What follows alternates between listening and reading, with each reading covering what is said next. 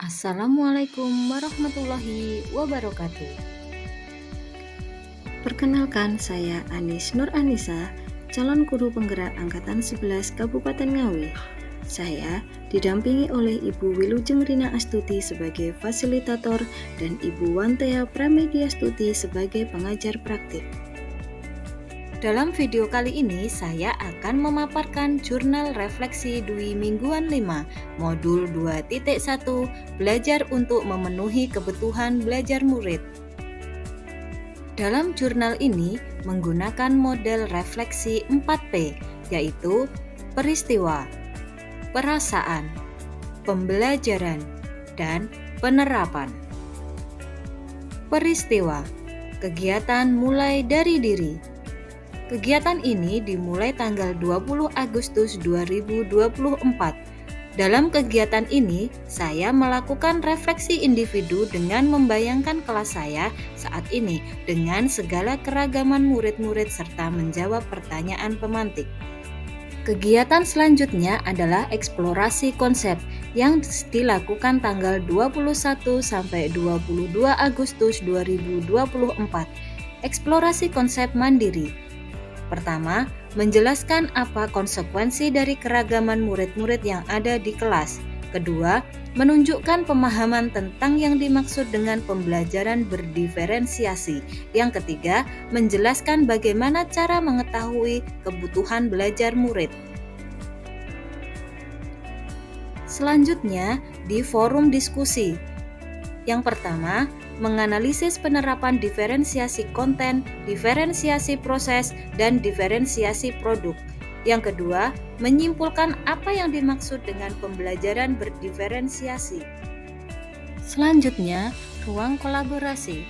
Kegiatan ini dilakukan tanggal 23 dan 26 Agustus 2024.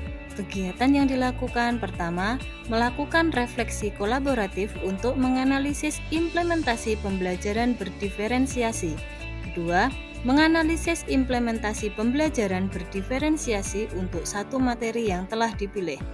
Dan yang terakhir adalah mempresentasikan hasil analisis skenario implementasi pembelajaran berdiferensiasi dan saling memberikan tanggapan hasil analisa kelompok lain.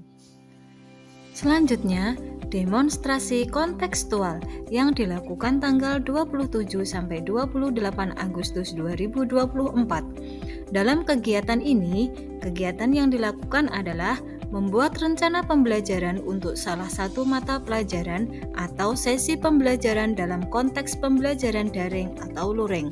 Kedua, pembuatan RPP dengan menganalisis kebutuhan belajar murid terlebih dahulu serta menggambarkan penerapan salah satu dari diferensiasi konten, proses, atau produk sesuai dengan tujuan pembelajaran dan kebutuhan belajar murid. Selain itu, juga memperhatikan rubrik penilaian untuk membantu dalam membuat RPP tersebut. Dan yang terakhir, mengunggah dan memberikan umpan balik terkait RPP salah satu teman. Selanjutnya, kegiatan elaborasi pemahaman yang dilakukan tanggal 29 Agustus 2024. Dalam kegiatan ini, berdialog dengan instruktur untuk menguatkan pemahaman akan materi konsep modul 2.1. Yang kedua, merefleksikan pemahaman mengenai pentingnya penerapan pembelajaran berdiferensiasi. Selanjutnya, koneksi antar materi yang dilakukan tanggal 30 Agustus 2024. Dalam kegiatan ini, membuat sintesa pemahaman dengan mengkoneksikan semua materi yang telah dipelajari sebelumnya untuk menjelaskan pemahamannya tentang pembelajaran berdiferensiasi dan bagaimana mengimplementasikannya. Selanjutnya, aksi nyata yang dilakukan tanggal 30 Agustus 2024. Dalam kegiatan ini, mengimplementasikan dan melakukan refleksi terhadap implementasi pembelajaran berdiferensiasi di kelas. Perasaan saya selama mengikuti pembelajaran adalah saya merasa sangat senang karena selalu mendapatkan ilmu baru terutama mengenai pembelajaran berdiferensiasi. serta saya merasa lebih semangat ketika mendapatkan pengalaman baru dan sharing dengan teman-teman CGP dan fasilitator dalam menerapkan pembelajaran berdiferensiasi.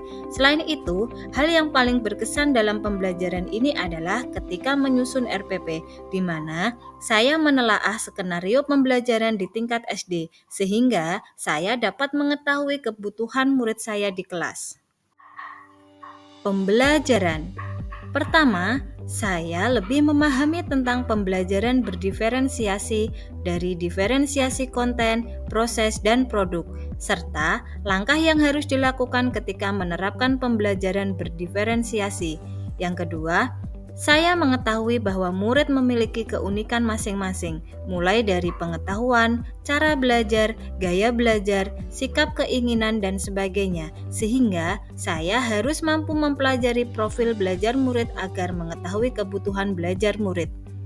Yang ketiga, banyak contoh studi kasus pembelajaran berdiferensiasi pada LMS membuat saya banyak belajar tentang bagaimana strategi pembelajaran berdiferensiasi yang baik serta dapat diterapkan di kelas. Penerapan. Hal yang akan saya lakukan yang pertama adalah melakukan tes kemampuan awal murid. Yang kedua, menerapkan pembelajaran berdiferensiasi dalam kelas. Yang ketiga, menerapkan diferensiasi konten, proses, dan produk berdasarkan minat dan kemampuan murid. Sekian video dari saya. Terima kasih, semoga bermanfaat. Wassalamualaikum warahmatullahi wabarakatuh.